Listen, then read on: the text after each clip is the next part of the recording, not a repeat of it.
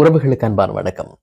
இந்த காலத்தில் பல விஷயங்கள் பேசப்பட்டுக் கொண்டிருந்தாலும் நாங்கள் இசைத்துறை சார்ந்து பல விடயங்களை பார்த்து கொண்டிருக்கிறோம். கடந்த சில மாதங்களாக எங்களுடைய ஈழத்தினுடைய பாடகர் சபீஷனை பற்றிய பல தொகுப்புகள் எங்களுடைய யூடியூப் தளமூடாக வந்திருக்கிறது. அதற்கு நிறைய ஆதரவை எங்களுடைய உறவுகள் தந்திருக்கிறீர்கள். அதே போலவே இந்த முறை ஜீ தமிழினுடைய சரிகமப ஜூனியர் சீசன் 5 போட்டியாளராக ஈழத்திலிருந்து மற்றொரு குயில் புறப்பட்டிருக்கிறார். ஈழத்து குயிலாக கில்மிஷா அவர்கள் கடந்த முறை மிகச்சிறப்பான வெற்றியை பெற்று ஈழ தேசத்துக்கு பெருமை சேர்த்திருந்தார். அதே போல இந்த முறை எங்களுடைய மண்ணினுடைய பாடகர் சபீஷன் 2வது இடத்தை பெற்றுக் கொண்டிருந்தார். அது கூட பெருமையான விஷயமாக இருந்தது. அப்படி இருக்கையில் ஜூனியர் சீசனிலே யாராவது இலங்கையை பிரதிநிதித்துவப்படுத்தி வருவார்களா என்கின்ற கேள்விக்கு பதிலாக எங்களுடைய ஈழ திருநாட்டினுடைய கிழக்கு மாகாணத்தினுடைய தலைநகராக இருக்கக்கூடிய திருகோணமலையிலிருந்து ஒரு இசைக்குயில் புறப்பட்டிருக்கிறது. அவர்தான் வர்ஜா. திருகோணமலையினுடைய இலங்கை துறையிலே இருக்கக்கூடிய ஒரு பாடகியாக அவர் களம் கண்டிருக்கிறார். அவருடைய தந்தை ஒரு ஆசிரியர். எனவே அந்த மேடையில் வந்து அவர்கள் அந்த ஆடிஷனிலே கலந்து கொள்கிற போது அதிலே செலக்ட் ஆவதற்கான வாய்ப்புகள் இருக்கிறதா என்பதற்கு முன்னர் வர்ஜாவினுடைய தந்தை பேசுகின்ற மொழியை வைத்துக் கொண்டே இவர்கள் ஈழத்திலிருந்து வந்திருக்கக்கூடும் என்று நடுவர்கள் ஊகிக்கிறார்கள். அதே போல அடுத்ததாக வர்ஜாவிடம் கேட்கக்கூடிய கேள்வி, நீங்க எங்கிருந்து வாரீங்க அப்படின்னு சொல்லி, இலங்கையினுடைய திருகோணமலை மண்ணிலிருந்து வருகிறேன் அப்படின்னு சொல்றாங்க. திருகோணமலையில் எங்க இருக்கிறீங்க அப்படின்னு சொல்லி கேட்டதுக்கு அப்புறமா இலங்கை என்று சொன்ன உடனேயே அடுத்ததாக கேட்கக்கூடிய கேள்வி, அப்ப உங்களுக்கு சபீஷனை தெரியுமா அப்படின்னு சொல்லி வர்ஜாவும் தெரியும் என்று சொல்றாங்க. சபீஷன் எங்கட சபீஷனா உங்களோட சபீஷனா அப்படின்னு சொல்லி சுவேதா கேட்கிறாங்க. அதுக்கு அடுத்ததா வர்ஜா சொல்லக்கூடிய புன்னகையோடு சொல்லக்கூடிய பதில் எங்கட சபீஷன் அப்படின்னு சொல்றாங்க. அந்த இடத்தில் சபீஷனும் அந்த மேடையிலே அமர்ந்திருக்கிறார். எனவே நீங்க என்ன பாடலை பாட போறீங்க அப்படின்னு சொல்லி கேட்கிறாங்க. மல்லிகையே மல்லிகையே அப்படின்னு சொல்லி ஆரம்பிக்கக்கூடிய அந்த பாடலை பாடுறாங்க. இது பெரிய வீட்டு பண்ணைக்காரன் திரைப்படத்திலே இடம்பெற்ற ஒரு பாடல். இசைஞானி இளையராஜாவினுடைய இசையிலே KJ ஜேசுதாசும் KS சித்ராவும் இணைந்து பாடிய பாடல். எனவே ஒரு அற்புதமான இந்த பாடலை மிக அழகாக அந்த மேடையில் பாட ஆரம்பிக்கிறார்.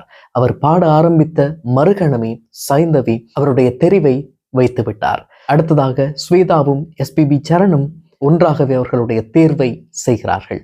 அதற்கு அடுத்து ஸ்ரீனிவாசும் அதே போல இசைஞானி இளையராஜாவினுடைய சகோதரர் கங்கை அமரனும் கூட அந்த பாடலை ரசித்து கேட்டபடியே அவரை செலக்ட் செய்கிறார். எனவே செலெக்ஷன் ரவுண்டிலே அவர் தேர்வு செய்யப்படுகிறார். இந்த போட்டியில் தொடர்வதற்கான வாய்ப்பினை வர்ஜா பெற்றுக்கொள்கிறார். அந்த மேடையில் இருக்கக்கூடிய ஜூரி மெம்பர்ஸ் எல்லோருமே எழுந்து நின்று கைதட்டி அவரை தேர்வு செய்கிறார்கள்.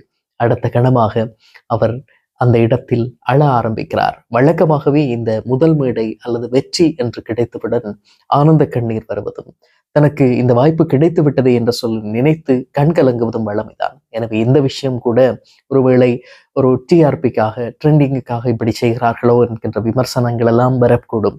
எது எப்படியாக இருந்தாலும் அந்த குழந்தை பாடிய பாடல் அத்தனை அற்புதமாக அழகாக இருந்தது.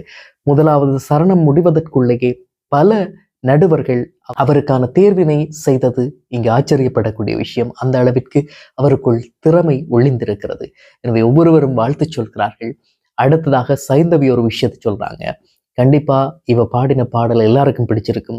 ஸ்ரீனி அங்கிள் நம்ம இன்னொரு வாய்ப்பு அவங்களுக்கு கொடுப்போம். 2வது சாய்ஸா ஏதாவது ஒரு பாடல் வச்சிருந்திருப்பாங்க. அந்த பாடல் என்ன அப்படின்னு சொல்லி கேட்போம் அப்படின்னு சொல்லி அந்த பாடலையும் பாட வைக்கிறார்கள். எனவே அற்புதமாக அந்த பாடலையும் பாடுகிறார் வர்ஜா. அவருக்கான அந்த கோட்டினை அணிவித்த ஸ்வேதா சொல்லக்கூடிய விஷயம், எனக்கு இந்த சீசன் 5 இறுதி ஃபைனல் மேடையில வர்ஜா நிக்கிற மாதிரி நாங்க இப்பவே ஃபீல் பண்றோம். வர்ஜா அந்த இறுதி மேடைக்கு தகுதியானவர் அப்படின்றத இந்த பாடல்ல இருந்தே அறிஞ்சு கொள்ளக்கூடிய மாதிரி இருக்கு அப்படின்னு சொல்லி சொல்றாங்க. எனவே வர்ஜா இனிவரும் நாட்களில் அந்த சரிகமப மேடையை கலக்க போகின்ற ஒரு பாடகராக வலம் பெற வேண்டும் என்பதுதான் எங்களுடைய அன்பான ஆசை.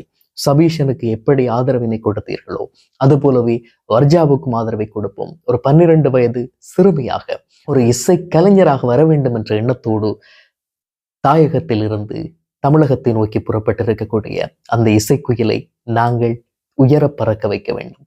அதற்காக எங்களுடைய ஆதரவை வழங்குவோம். அவருடைய அடுத்த கட்ட முயற்சிகள் அத்தனையும் சிறந்த பயிற்சியோடு வெற்றிக்குரிய முயற்சியாக அமையட்டும் என்று சொல்லி நாங்களும் அன்பாக வாழ்த்தலாம்.